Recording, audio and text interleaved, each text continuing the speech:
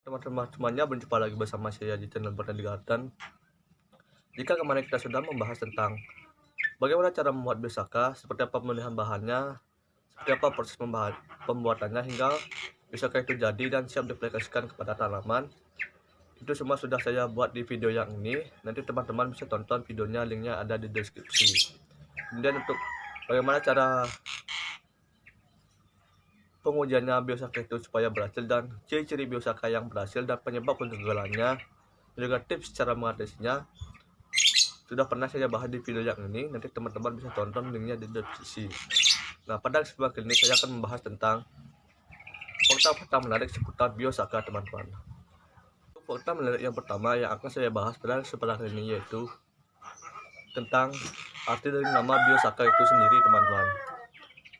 Biosaka itu sendiri berasal dari dua kata, yaitu bio yang artinya hayati atau makhluk hidup yang ada di lingkungan sekitar kita, teman-teman.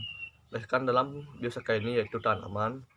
Kemudian saka yang memiliki singkatan yaitu selamatkan alam, kembali ke alam. Nah, dengan menggunakan biosaka ini, Bapak Ansar mengajak kita semua untuk menjaga kelestarian lingkungan, teman-teman, dengan menggunakan bahan-bahan organik yang ada di sekitar kita, teman-teman.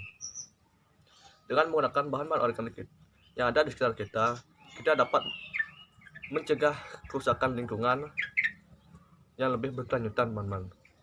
Tanaman yang digunakan untuk pembuatan biosaka sendiri itu adalah tanaman yang tahan akan penyakit, teman-teman. Misalkan di dalam suatu rumpun tanaman tersebut, katakanlah 10 tanaman, teman-teman. Di antara 10 tanaman tersebut hanya satu yang tidak serang penyakit dan masih bagus kondisinya, yaitu itulah tanaman yang kita akan jadikan biosaka, teman-teman.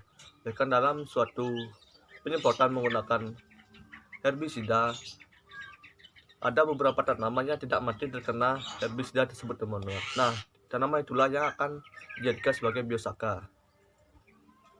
Untuk fakta menarik yang kedua yaitu biosaka ini dapat diaplikasikan atau dapat diberikan terhadap hewan ternak, teman-teman. Menurut penjelasan dari beberapa petani, ada beberapa petani yang mengaplikasikan atau memberikan biosaka ini kepada hewan ternaknya, teman-teman, dan hewan ternaknya itu menjadi sehat, teman-teman. Nah, kenapa demikian? Karena biosaka ini 100% terbuat dari bahan organik, teman-teman. Jadi aman jika diberikan terhadap hewan ternak ataupun hewan lainnya, teman-teman. Biosaka ini ibaratnya sebagai jamu terhadap hewan ternak tersebut, teman-teman. Nah, untuk fakta yang ketiga yaitu biosaka ini bukanlah merupakan pupuk, teman-teman, tetapi biosaka ini adalah elisitor. Apa itu elisitor? Elisitor adalah molekul sinyal yang memacu terbentuknya metabolit sekunder di dalam kultur sel. Elisitor yang berasal dari hayati, bahan hayati disebut elisitor biotik, yang meliputi polisakarida, protein, glikoprotein, atau fragmen-fragmen dinding sel yang berasal dari fungi, bakteri, dan tanaman. Biosaka ini dikategorikan sebagai elisitor oleh Profesor Dr. Obed Manurung, seorang guru besar IPB, teman-teman.